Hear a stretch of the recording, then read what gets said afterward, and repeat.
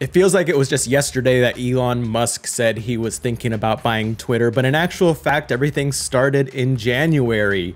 And that just kind of blows my mind because I was just thinking it was like a month ago. But as we can see here, Mr. Space Daddy himself walking into the Twitter headquarters with a sink.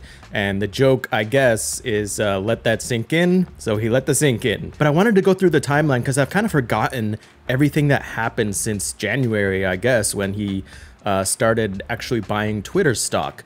So here's an article from ABC News that goes through the whole entire timeline. And it kind of blew my mind how much I've forgotten that actually happened, and also that I missed. I totally missed like half the stuff, half the drama that happened with Elon Musk as far as buying Twitter. In January, so I guess this was the end of January, basically January 31st, he started buying Twitter shares, which I remember, and he got a 5% stake in the company by mid-March, it says. So then March 26th, the end of March, he was getting some thoughts to create a Twitter alternative.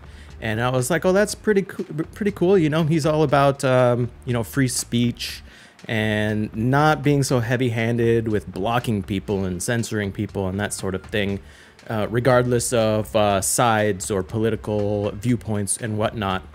And he's been outspoken about that for a while now. Interestingly, I didn't know he was actually friends with Jack Dorsey until just now reading this article. I mean, I knew that they were kind of going back and forth, talking a little bit on Twitter, but I didn't know they were actually friends. So then March 27th, the next day, he was talking about potentially joining the board. And so they were having some discussions there. And then it turns out April 4th, so the next month, he started acquiring more of Twitter. And then later in April 4th, he got about a 9% stake of the company. And then the next day, he was offered a seat on Twitter's board on the condition he amassed no more than 14.9% of the company's stock. Now, I don't remember exactly why, or if they mentioned why that was the case.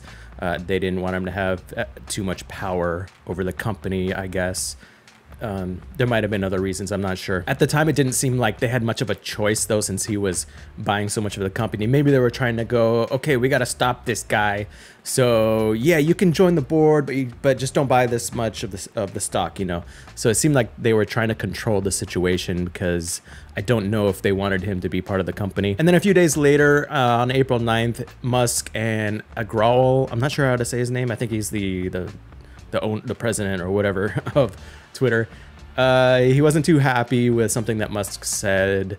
He mentioned his Twitter dying, and then Agrawal was like, this is unhelpful. And basically at this point, it seemed like Musk was like, this is a waste of time. I'm gonna take over Twitter. And so I guess that was the point when he decided to take over Twitter a little bit more seriously, or at least announce it more. And then after that, the CEO announced that Musk won't be joining the board after all. So who knows if there was some kind of negative conversation there. April 14th, Musk offers to buy the company for $44 billion, which to a lot of people that I watched on YouTube and whatnot, they said that is like way too much for Twitter. It sounds like it was kind of a lot for Twitter as far as like what Twitter offers. It's just kind of like something I type, you know, funny jokes and stuff on. So I'm like, where's the value there? But either Musk sees a lot more value there than there actually is, or he really wants to make a difference in the world, so he doesn't care that he's overpaying, which, as we will see later on, that seems to be the case with Musk. He's, you know, one of the richest people in the world.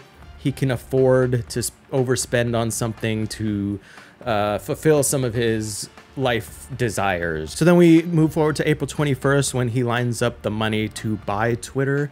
And then April 25th, Musk reaches a deal, and then he wants to take the company private. So this is interesting to me because I'm not exactly sure how that works. Well, I don't know how that works at all. Taking a public company private and what that does as far as the stock and everything. I don't know if people who have the stock now will lose their stock. And at this point, he's also outspoken about the platform being for free speech, which right now it seems that it's not so much with how heavy-handed Twitter is with blocking people and keeping people from talking. And then on May 10th, he said he's reversed Twitter's ban of President Donald Trump, which who knows if he'll come back. I guess Trump has his own platform. But the twist comes on the 13th when Musk declares his plan to buy Twitter temporarily on hold. And this is where the shares kind of took a little tumble, as we can see here on the first line right here. It kind of went down quite a bit. So it went all the way down to 37, 36, 35 even a share.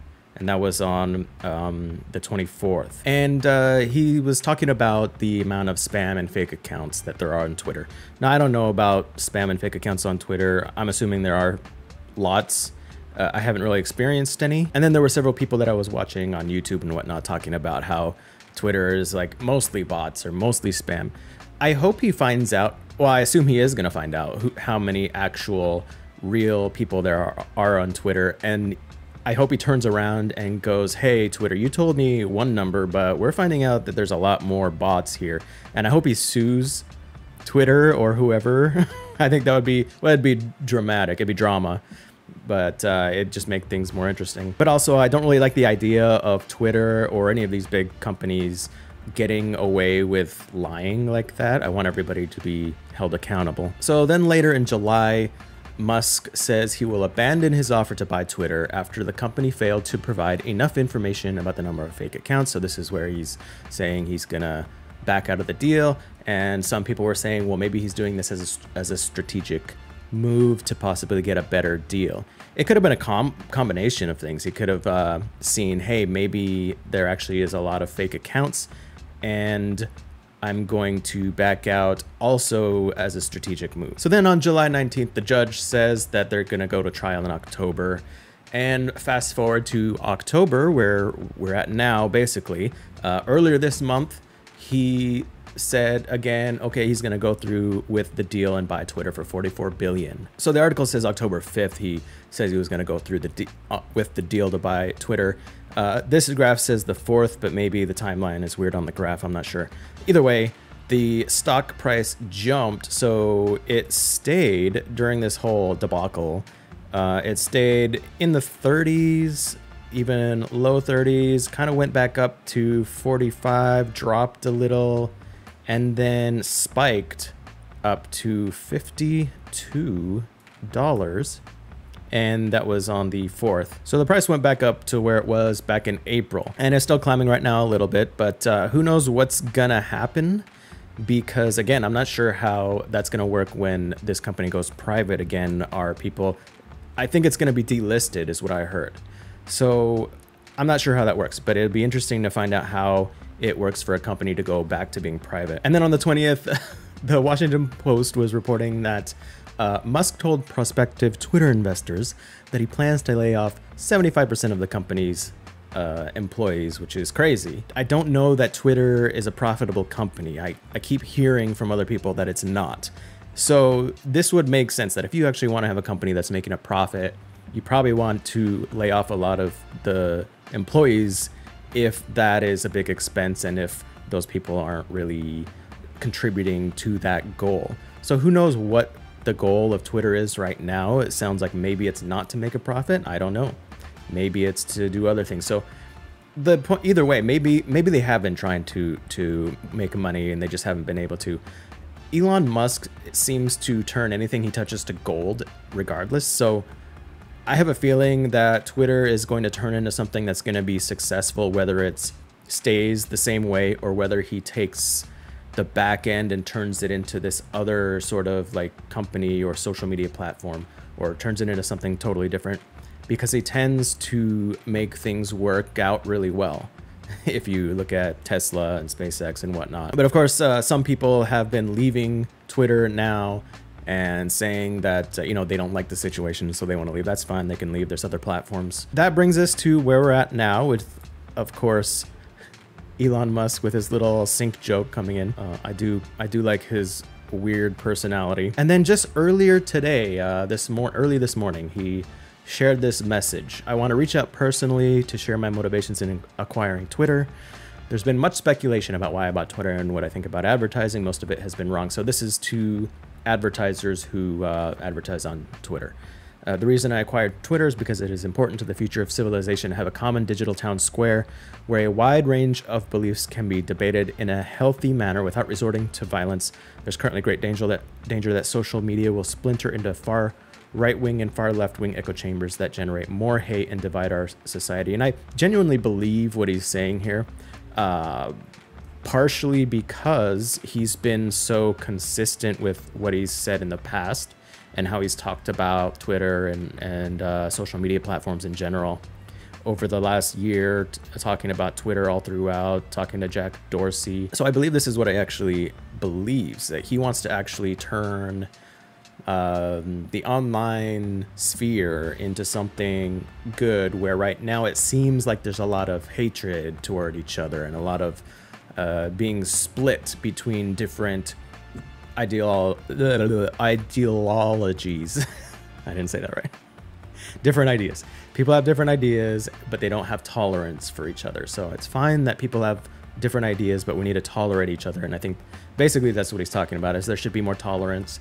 And so he's going to try to figure out a way to make Twitter good for everybody. And so that's basically it. And then we can see, of course, the image of him talking to a lot of the, I guess, top employees, I'm assuming. Oh my gosh. Okay, this is breaking news right now, breaking news.